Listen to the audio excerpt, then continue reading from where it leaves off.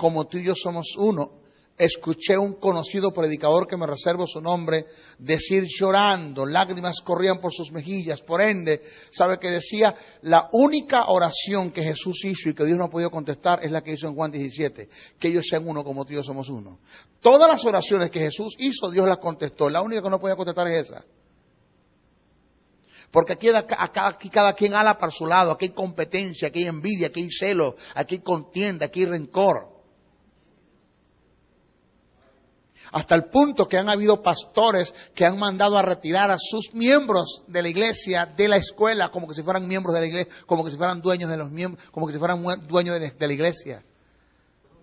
Y se fueron. O sea, los miembros de la iglesia por respeto se fueron. Unos han regresado. Maestro, vengo a pedirle perdón. Mi pastor me dijo que usted era un falso maestro. Yo escuchando los CD, hice un seguimiento, me di cuenta que usted es falso, no tiene nada. Perdóneme, hermano, ¿puedo regresar? Regresa, no tengo problema. Para nada. ¿Cómo puede alcanzarse el objetivo del establecimiento del reino si un pastor está atacando a quien Dios envió a Margarita a enseñar? No es que soy la gaseosa del desierto, la mamá de los pollitos, el labón perdido, pero yo sé que Dios me envió acá a Margarita. Entonces, en vez de prestar la colaboración, de venirse a sentar a ver hasta dónde yo estoy equivocado, porque si estoy equivocado yo no tengo problema que usted me siente y me corrija. Venga, dígamelo, demuéstremelo por la Biblia que estoy equivocado. Fue lo que dijo Martín Lutero. Demuéstreme por la palabra que yo estoy equivocado y me retractaré de lo que he enseñado. Pero demuéstremelo. Es la única oración que no ha podido ser respondida por Dios. Observe que el centro de la oración es la unidad. Vivir en unidad es vivir en el carácter de Dios, es vivir en el carácter de Cristo, es vivir en el carácter del Espíritu Santo. ¿Por qué? Porque ellos son uno. Mire, escuche esto que esto le va a patear a usted. Y los que me están escuchando por el CD, esto es serio. Escuche esto lo que le voy a decir ahora. Satanás ha logrado hacer con los demonios lo que el Espíritu Santo no ha podido hacer con la iglesia, unirlos. Repito, Satanás ha logrado hacer con los demonios lo que el Espíritu Santo no ha podido hacer con la iglesia, unirlos. Jesús dijo, si Beelzebú echa fuera a Beelzebú, su reino está dividido. No esperes que un demonio eche fuera demonio, pero sí esperes que un pastor bote a la gente de la iglesia. ¿Aló? Ataque a los otros, hable del otro. ¡Qué desgracia! O sea, ¿hacia dónde vamos con esto? ¿Cuál es el camino? ¿Qué estamos haciendo? Factores, vamos a estudiar factores de la unidad. En cuanto a la unidad, debemos tomar en cuenta ciertos factores que son determinantes para la unidad. Dios no quiere uniformidad. ¿Sabe dónde está la uniformidad? La uniformidad está en que yo pretenda que Jorge deje de hacer lo que Dios le llamó a hacer para que haga lo que Dios me llamó a hacer a mí. Eso no es unidad, eso es uniformidad.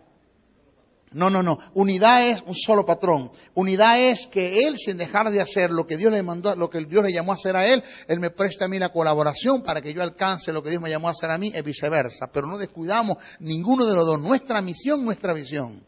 No atacamos ni la visión ni la misión. El día que usted ataque la visión de otros, usted quiere uniformidad. Usted quiere que la gente le preste atención a usted. Usted no colabora con nadie. Usted no va a la reunión de pastores. Usted se cree la gaseosa del desierto. Usted se cree el único, se cree el apóstol de la isla. Vaya a bañarse. Vaya a bañarse.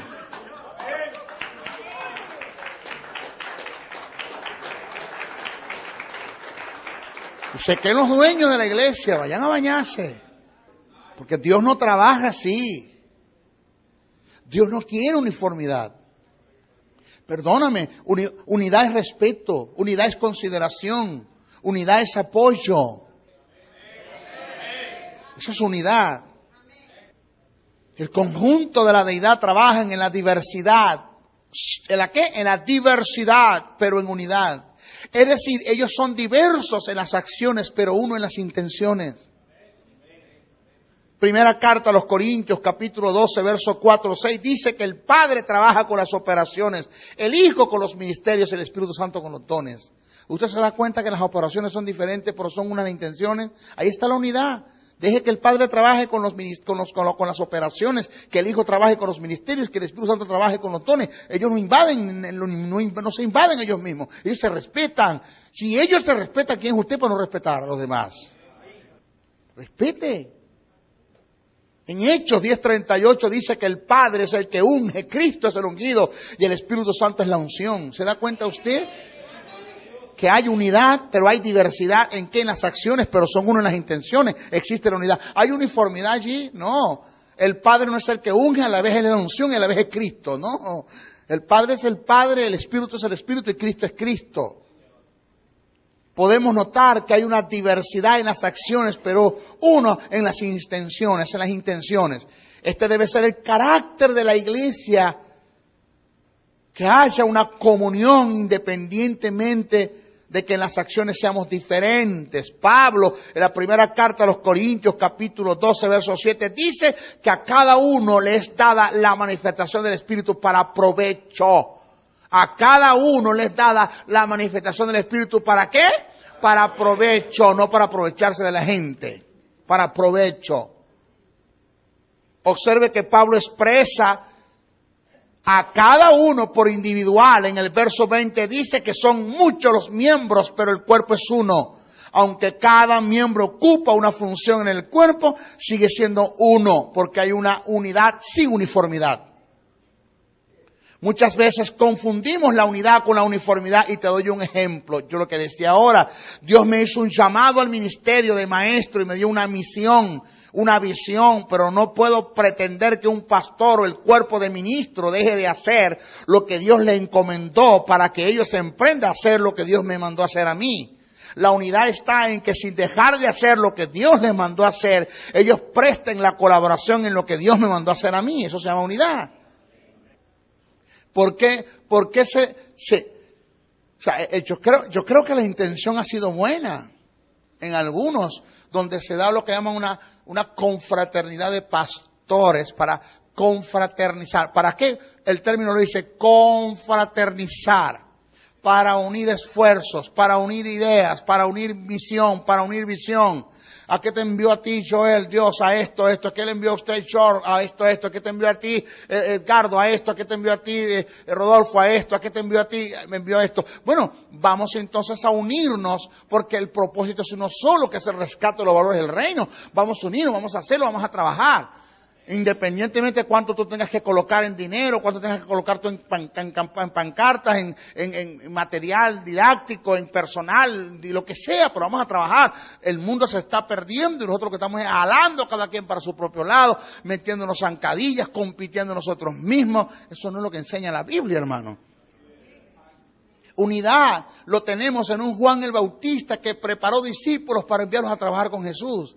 Le digo, vayan con Él, ese es el Cordero de Dios que quita el pecado del mundo, váyanse con Él, estén con Él. Y los discípulos de Jesús, muchos de ellos fueron discípulos de Juan. Juan no tenía problemas ni tenía rollo. Yo sé que a mí se me acabó el ministerio, eso se acabó para mí, váyanse con Él. Es necesario que yo mengue para que Él crezca. Aquí nadie quiere menguar, aquí todo el mundo quiere crecer.